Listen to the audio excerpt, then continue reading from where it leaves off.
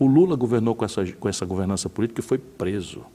A Dilma governou com essa coisa e foi caçada. O Michel Temer governou com essa governança política e foi preso. É a promessa do Lula, todo mundo vai ter direito a picanha e cerveja.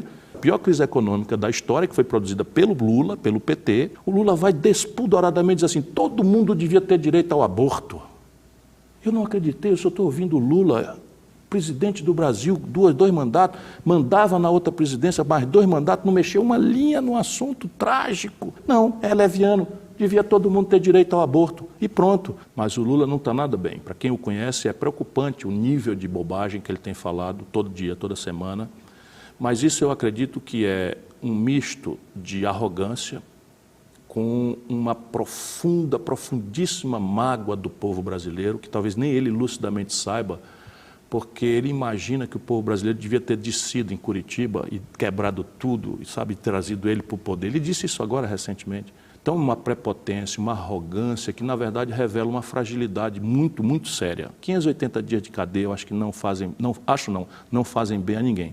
Tanto mais uma pessoa que se considerava inocente, porque ele genuinamente acha que ter distribuído para turma roubar, e que ter recebido favores, privilégios, milhões de reais de palestras que fez de Araque, ele sabe que fez de Araque, isso tudo não é corrupção na cabeça do Lula, porque para ele corrupção é só dos outros. Aliás, para ele e para o PT, corrupção que interessa, que tem que ser denunciada, é só dos outros.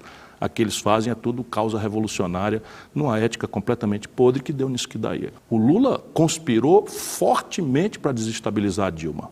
Num primeiro momento, porque queria que a Dilma abrisse mão de disputar sua própria reeleição.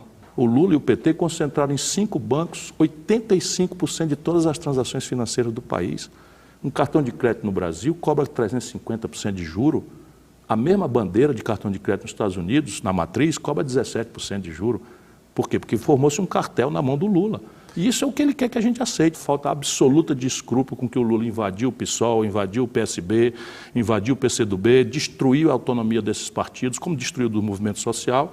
E o resultado a gente não sabe por que a sociedade brasileira está tão aparvalhada e impotente e não comparece aos atos que eles convocam. Porque todo mundo aceita que é uma estrutura muito poderosa, mas ninguém está feliz com esse quadro. E olha só, parece que realmente o amor acabou. Vocês vão ver aqui, o Ciro Gomes partiu com tudo, perdeu a paciência e soltou todos os podres ali contra o petista Lula. O Ciro que já andou muito tempo com essa turma e conhece bem o PT. Vejam só, pessoal, aquilo que o Ciro resolveu soltar sobre Lula, sobre Dilma, sobre ministros do STF, que inclusive ele mandou um recado aqui para o Supremo. E ele falou coisas que, sinceramente, eu não votaria no Ciro futuramente. Porém, eu tenho que dizer, ele acertou em cheio nessas falas dele aqui e você vai ver, nós selecionamos aqui os melhores momentos dessas entrevistas aqui que ele deu e realmente, pessoal, quebrou tudo o Cirão. Vale a pena você conferir. O amor acabou entre o Ciro e o petista Lula 9 dedos. Confira agora este vídeo que está sensacional, mas antes, dá um like nesse vídeo e se inscreva aqui no canal para ver outras matérias como essa que nós vamos trazer aqui. Se inscreva agora, não perca tempo, pessoal. Vamos para essa matéria. Olha só o Ciro quebrando tudo para cima de Lula. Mas o Lula não está nada bem. Para quem o conhece, é preocupante o nível de bobagem que ele tem falado todo dia, toda semana. Mas isso eu acredito que é um misto de arrogância com uma profundíssima mágoa do povo brasileiro, que talvez nem ele lucidamente saiba, porque ele imagina que o povo brasileiro devia ter descido em Curitiba e quebrado tudo, e sabe, trazido ele para o poder. Ele disse isso agora recentemente, que como um órgão consultivo da ONU declarou a suspeição do Moro, que o que devia acontecer no Brasil era anular a eleição do Bolsonaro e devolver o poder para ele. Ou seja, eu não sei onde é que ele leu essa Constituição, mas é a Constituição da cabeça dele. Então, uma prepotência, uma arrogância que, na verdade, revela uma fragilidade muito, muito séria. 580 dias de cadeia, eu acho que não fazem bem a ninguém. Tanto mais uma pessoa que se considerava inocente, porque ele genuinamente acha que ter distribuído para turma roubar, e que ter recebido favores, privilégios, milhões de reais de palestras que fez de Araque, ele sabe que fez de Araque, isso tudo não é corrupção na cabeça do Lula, porque para ele corrupção é só dos outros. Aliás, para ele e para o PT, corrupção que interessa, que tem que ser denunciada, é só dos outros. A que eles fazem é tudo causa revolucionária, numa ética completamente podre que deu nisso que daí. Então, veja, no caso, o que eu falei é rigorosamente verdade, porque eu estava lá. O Lula conspirou fortemente para desestabilizar a Dilma. Num primeiro momento, porque queria que a Dilma abrisse mão de disputar sua própria reeleição. Eu ouvi muita gente dizendo que ouviu do Lula, todos os jornalistas, os políticos iam lá e diziam assim, foi o maior erro que eu cometi na minha vida, foi ter deixado essa mulher disputar e tal. Pois bem, quando ele destruiu a base, né, dessa turma que o Lula manda no movimento sindical, estava todo mundo no protesto, a Dilma foi desconstituída. E hoje a gente tem detalhes de interlocução dele com Renan Calheiros, que presidiu o Senado, com Eunice Oliveira, que era o líder do MDB, que liderou o impeachment. O Lula estava mancomunado com eles lá como cá hoje. Não dá mais para esconder. Eu acho que ele está muito nessa de chutar o balde, sabe? Dizer o seguinte, ou me entregam o poder incondicionalmente, porque ele disse nessa entrevista, inacreditável, que as pessoas têm que votar nele sem saber o que ele vai fazer em matéria de economia. Está nessa entrevista da revista Time. A mesma coisa, isso é o volume de bobagem que ele está falando. Mas veja, é muito grave um candidato dizer assim, olha, você eleitor, vota em mim e eu só vou lhe dizer o que eu vou fazer depois que eu for eleito. Isso é a síntese de coisas muito graves, que é o charlatanismo, né, do caudilismo demagógico sul-americano, que está aí na Venezuela destruindo, que está em Cuba, que está na Nicarágua, que são regimes que ele admira muito e que eu abomino, né? Mas quer dizer também que ele está fazendo compromissos clandestinos, como eu sei que está. Ele anunciou que vai manter a diretoria do Banco Central do Bolsonaro. Nosso povo votou magoado, com toda a razão, enganou-se, foi enganado, mas votou magoado com esse encontro terrível da pior crise econômica da história, que foi produzida pelo Lula, pelo PT. Ali a Dilma recebeu o Brasil com 4% de desemprego, que é mais ou menos a nossa taxa histórica, subiu para 12% e nunca mais caiu. Quando terminou o mandarinato do Lula, 5 pessoas acumulavam a renda dos 100 milhões de brasileiros mais pobres. Eu fiz um levantamento na Secretaria do Tesouro Nacional, do Ministério da Fazenda. O Lula transferiu para os bancos 4 trilhões e 88 bilhões de reais no período dele e para os pobres 332 bilhões. Como nunca ninguém fez nada pelos pobres, o pouco que ele fez pareceu muito. Mas comparado com o que ele está fazendo, o lucro dos bancos, 10 bancos mais rentáveis do mundo, 4 são brasileiros. O Lula e o PT concentraram em 5 bancos 85% de todas as transações financeiras do país. Um cartão de crédito no Brasil cobra 350% de juro. A mesma bandeira de cartão de crédito nos Estados Unidos, na matriz, cobra 17% de juro. Por quê? Porque formou-se um cartel na mão do Lula. E isso é o que ele quer que a gente aceite. E falando bobagem, Pô, o cara diz assim, num país cristão, em que a gente já viu a capacidade de manipulação que o Bolsonaro tem, mediada aí por alguns pastores de boa fé, muitos deles, outros de má fé, como a gente sabe que todo grupamento humano tem, o Lula vai despudoradamente dizer assim, todo mundo devia ter direito ao aborto. Eu não acreditei, eu só estou ouvindo o Lula, presidente do Brasil, dois mandatos, mandava na outra presidência mais 2 mandatos, não mexeu uma linha num assunto trágico, complicado moralmente, de questão religiosa, questão de saúde. Não, é leviano, devia todo mundo ter direito ao aborto e pronto. Aí o Bolsonaro com a economia indo para o brejo, o desemprego se acabando, os juros se explodindo, a economia brasileira, enfim, desastrada, o Bolsonaro crescendo nas pesquisas. E essa petezada não entende. Fica chamando nosso povo de gado, de fascista. Eu estou noutra. O Lula governou com essa governança política e foi preso. A Dilma governou com essa coisa e foi caçada. O Michel Temer governou com essa governança política e foi preso. É o seguinte, o Coco Bambu tem 50 restaurantes no Brasil e no mundo. Cada restaurante é um CNPJ diferente para fugir do fisco. Isto é rigorosamente verdade, quer dizer, 350 bilhões de reais por ano é o imposto devido que não se recolhe por um conjunto de renúncias. Se eu corto 20% disso, meu irmão, eu boto 70 bilhões de reais no caixa e acabo o déficit primário. Ciro, e isso não tem que passar por uma reforma tributária? Necessariamente. Está toda pensada porque o que eu quero fazer, diferente do Lula, é estabelecer uma grande cumplicidade com a opinião pública brasileira. Por quê? Deixa eu lhe explicar. Não é porque eu sou bonzinho, quero ser melhor do que ninguém. É porque eu sou experiente. O que está errado na institucionalidade brasileira, na Constituição, nas leis do Brasil, não está errado porque tinha um manual de fazer certo e os caras em Brasília são tão safados e perversos que fazem tudo errado de propósito. Não é. Se fosse assim, era mais fácil. O problema no Brasil é que você não conhece um jornalista, um político, um partido que não diga que o Brasil precisa de uma reforma tributária. Você conhece alguém que já escreveu? Não, vou escrever um artigo aqui na Folha, ou no Estadão, dizendo Pode o deixar Brasil como tem tá, uma que tá boa, bom. uma boa estrutura tributária, nós não Não. precisamos mudar nada, é assim que tem que fazer, esse papo furado de reforma tributária. Não, todo mundo, por uma boca só, fala que o Brasil precisa de uma reforma tributária. Por que não acontece? Percebe? Porque existe uma imensa farsa no Brasil. É que o sistema tributário brasileiro grava com 40% uma dona de casa diarista que paga uma conta de celular, ela não sabe que tem 40% do preço ali dentro. Porque é fácil de cobrar, as pessoas nem têm notícia. Percebe? Quando o cidadão que chega esfolado de 14, 15 horas de trabalho em casa, acende a luz e liga a televisão para ver as notícias da Rede TV, ele paga 40% de imposto ali, também não sabe, é fácil de cobrar. Mas os super ricos brasileiros não pagam nada, virou paraíso fiscal. Só o Brasil e a pequena Estônia não cobram imposto de renda sobre lucros e dividendos empresariais na pessoa física. Isso o mundo inteiro cobra, e eu, Ciro Gomes, fui ministro da Fazenda do Brasil e cobrei. É razoável que eu cobre imposto de IPVA 4% do valor da moto de um operador de aplicativo, e quem anda circulando de jatinho, de iate, de helicóptero não paga IPVA? Você sabe que em São Paulo, o IPTU que vocês pagam aqui em São Paulo, por mês, equivale ao que o governo brasileiro arrecada do ITR, Imposto Territorial Rural, do Brasil inteiro por ano.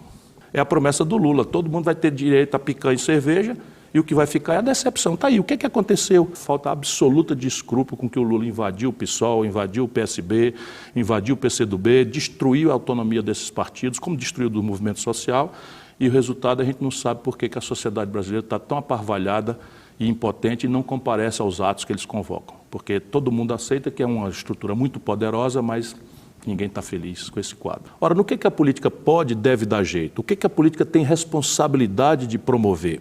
É o salário, que está com o pior valor de compra do salário mínimo nos últimos 15 anos, é a taxa de juros que baliza o crediário, o crédito pessoal, o cartão de crédito, que está também explosivamente em esfera alta, 77% das famílias brasileiras estão super endividadas. Como esse endividamento vem casado com a perda da renda e a perda e aumento dos juros, 65 milhões de brasileiros estão humilhados com seu nome no SPC. E a renda em queda e a inflação volta de uma forma muito pesada, promovida por um vetor estrangeiro e pela desastrada política que o governo administra, por exemplo, nos preços da Petrobras, gasolina, gás de cozinha, querosene de aviação, as passagens aéreas estão explodindo também de preço. Ou seja, renda, inflação, desemprego aberto, informalidade selvagem, esses são os assuntos que são extremamente inconvenientes para o governo, que é o responsável por liderar isso ou dar uma explicação razoável. E mais grave, a semente que ele está plantando é da inconfiabilidade do sistema eleitoral. Veja, é muito grave o que está acontecendo. Porque o saldo disso é que hoje mais de um terço, quase metade do povo brasileiro está com a pulga atrás da orelha de desconfiar do sistema eleitoral. Ora, se a sociedade não acredita na forma de apurar o seu voto, isso é antecedência da guerra civil.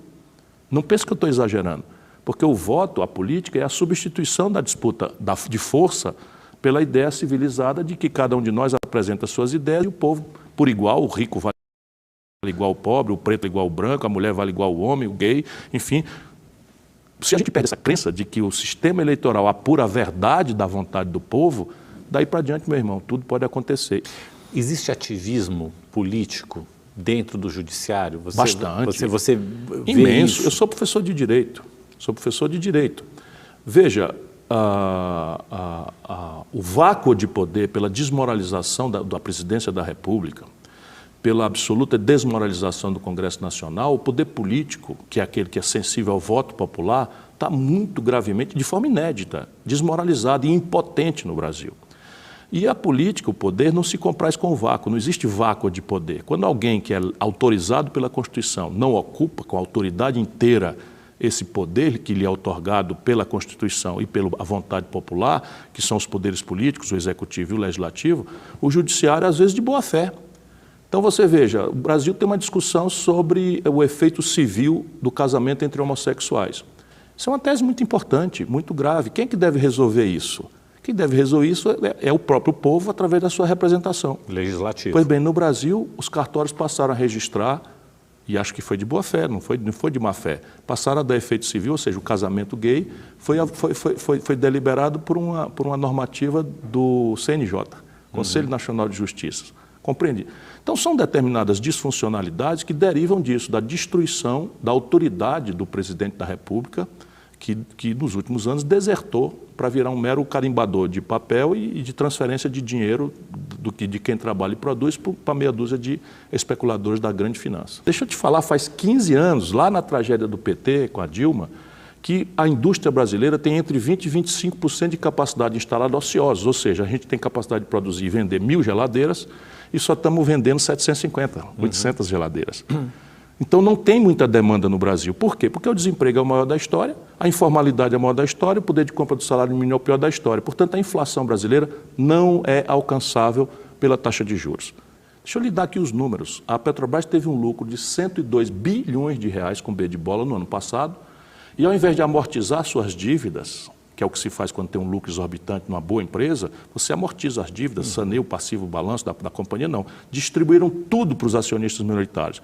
Quem são os acionistas minoritários? Os donos da bola, estrangeiros e brasileiros, a quem o seu Lula, olha como é, pessoas são diferentes, mas olha o modelo econômico sendo igual. O Lula fez a maior privatização do capital não votante da Petrobras da história da Petrobras, replicando o que o Fernando Henrique começou a fazer lá atrás. Quebrou o monopólio, vendeu um pedaço importante das ações que não votam, e o Lula vendeu a maior parte das ações que não votam, e de maneira que hoje nós controlamos o capital votante por 0,5% de maioria. Você falou no Lula agora. Ele recentemente ele fez um ataque a você, dizendo que ele acha que ele não estava entendendo se você estava com alguma sequela, se você teve Covid, teve alguma sequela mental. Isso foi depois de um comentário que você fez sobre o impeachment da presidente Dilma. A que você atribui esse tipo de comentário? O Lula de não está ataque? nada bem. Para quem como eu o conhece há quase 40 anos e de perto, eu poderia dizer, inclusive, que fomos amigos muitos anos, ou somos ainda, não quero pessoalizar tanto. Pois é, pessoal. Não há mal que dure para sempre, nem bem que nunca se acabe, né? Essa amizade aí de 30 anos entre o PDT de Ciro Gomes e o PT de Lula parece mesmo que acabou, né? Porque depois da última eleição lá atrás, onde o Ciro disputou e foi, né, envergonhado, tendo ali cerca de 1% dos votos e nem foi para um segundo turno. Aliás, ele nunca conseguiu ir para um segundo turno, né?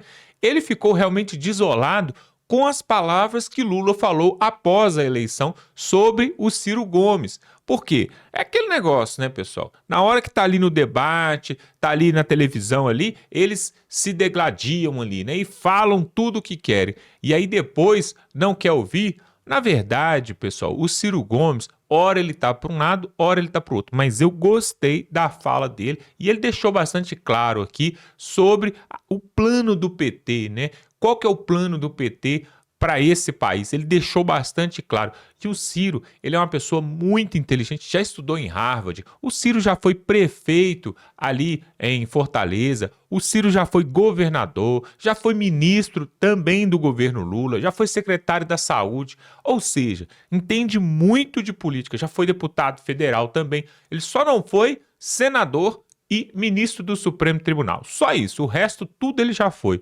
Então é um cara que entende da política. E aí, para ele poder pular para o outro lado e falar essas coisas do Lula, pessoal, ele realmente sabe o que está falando. E aí, sobre o que ele falou aqui, nós temos que ficar de olhos abertos, porque parece mesmo que o Brasil está indo ladeira abaixo. Algo interessante que o Ciro falou aqui sobre a Dilma, que parece que foi o Lula que acabou de empurrar a Dilma pelo penhasco abaixo, e ele deixou claro que cadê a Dilma agora, né? Cadê a Dilma? O Lula fez questão de mandá-la para o outro lado do planeta, justamente para ela não causar mais problemas nesse terceiro mandato do Lula petista. E aí, pessoal, alguns estão falando por aí, não, o Ciro vai voltar agora esse ano para governador do Ceará, vai voltar para um cargo ali do legislativo, por exemplo, como deputado, como senador, mas eu acredito que ele já findou a sua cota, ele já está de saco cheio da política. Por quê? Ele sabe, pessoal, a política está polarizada entre direita e esquerda, não tem lugar para o centrão, não existe lugar para o centrão, pelo menos no atual momento. Nós temos aí, por exemplo, o PSD do Kassab, nós temos, por exemplo, o Partido Novo, que ora está na direita, ora está no centro.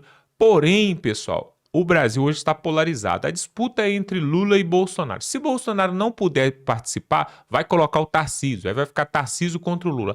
Só que daqui a pouco, pessoal, o Lula não é eterno. Já vai completar 80 anos. A hora que ele sair de cena, eu queria saber se você é um petista e está nos ouvindo aqui, né? Que eu duvido que tenha algum petista que aguentou esse nocaute que aconteceu aqui nesse vídeo aqui em cima de Lula, que aguentou assistir até agora. Mas se tiver um petista aí, me responda aqui nos comentários. Quem é o sucessor de Lula? Para quem o Lula vai passar o bastão? Porque ele não é eterno. Eu quero saber, vai ser o Fernando Haddad, vai ser o Guilherme Boulos? A verdade é que a direita tem vários sucessores que podem suceder ao Jair Bolsonaro. Se ele for condenado, se for preso, qualquer coisa que aconteça com ele, nós temos Tarcísio, nós temos Michele Bolsonaro, nós temos, por exemplo, o Eduardo Bolsonaro, que mesmo lá dos Estados Unidos, mas ele pode voltar num futuro momento aí, se tiver, por exemplo, anistia aos presos políticos, a toda essa turma aí que dizeram que fizeram o golpe, o Eduardo Bolsonaro pode voltar se tiver anistia. E aí o que acontece? É mais uma ficha, é mais uma opção. Nós temos, por exemplo, futuramente, Nicolas Ferreira, que com certeza será um dos presidentes do Brasil futuramente. Quero que você coloque aqui nos comentários. Você gostaria de ver Nicolas Ferreira, de repente, daqui a 8 anos, 12 anos, quando ele tiver a idade possível para ser presidente desse país? Temos ainda o senador Cleitinho, também um nome forte da direita, que vai ganhar agora, em 2026, para governador de Minas Gerais. Já está fazendo campanha e deve levar. Ou seja, pessoal, se eu falar aqui, tem 300 nomes da direita. Agora eu quero saber, vocês imaginariam Gleisi Hoffmann como presidente do Brasil? É inimaginável um negócio desse. Vocês imaginariam Guilherme Boulos como candidato a presidente do Brasil? De forma nenhuma. Então, a esquerda está fadada a terminar. Só mais um pouquinho de paciência, pessoal. Vamos aguentar a mão aí, porque se por um lado a esquerda já está de saída com o Lula e companhia, por outro lado também, os ministros do STF também não perdem por esperar, porque existe uma lei Magnitsky, que é aquela lei que trava todo o sistema financeiro, bancário, telemático de compra do cidadão que está sendo investigado e processado ali nos Estados Unidos. Ou seja, ministros do STF não vão perder somente um visto para os Estados Unidos, não. Eles vão perder qualquer tipo de contato comercial ou físico com qualquer empresa norte-americana. E isso aí, pessoal, vai ser uma represália que vai fazer com que eles recuem. Ou seja, acredito eu que mais dentro de um ano a um ano e meio, esse Brasil vai estar com uma cara completamente diferente. A esquerda vai estar enfraquecida porque não tem sucessor para Lula. O Bolsonaro ou o Tarcísio ou quem eles colocarem na direita ganha de Lula nas próximas eleições e o STF, o Supremo, vai ter que recuar e baixar a bola porque vem chumbo grosso vindo dos Estados Unidos, tá bom? Essas notícias boas que temos para trazer aqui e tá de parabéns o Ciro, tá de parabéns. Como eu falei aqui no início do vídeo, não votaria nele por causa dos seus princípios ali e valores, porém, a opinião dele com respeito ao Lula é bem verdadeira, tá bom? Se você gosta desse tipo de conteúdo, eu quero te convidar para se inscrever aqui. E mais, pessoal, nós temos um clube de membros aqui. Se você ver aqui embaixo, está escrito Seja Membro. Se você clicar para ser membro, alguns vídeos a gente solta primeiro para os membros. E aí você vai sair na frente e vai poder ver esses vídeos com exclusividade. Então, se você quer nos ajudar a continuar esse trabalho, seja membro. Um pequeno valorzinho, não vai custar nada, mas você vai nos ajudar muito. Clique aqui, seja membro e se inscreva no nosso canal, pessoal. Estamos crescendo, vamos chegar a 500 mil inscritos, mas nós precisamos da sua ajuda, tá bom? Dá um like nesse vídeo e tamo junto.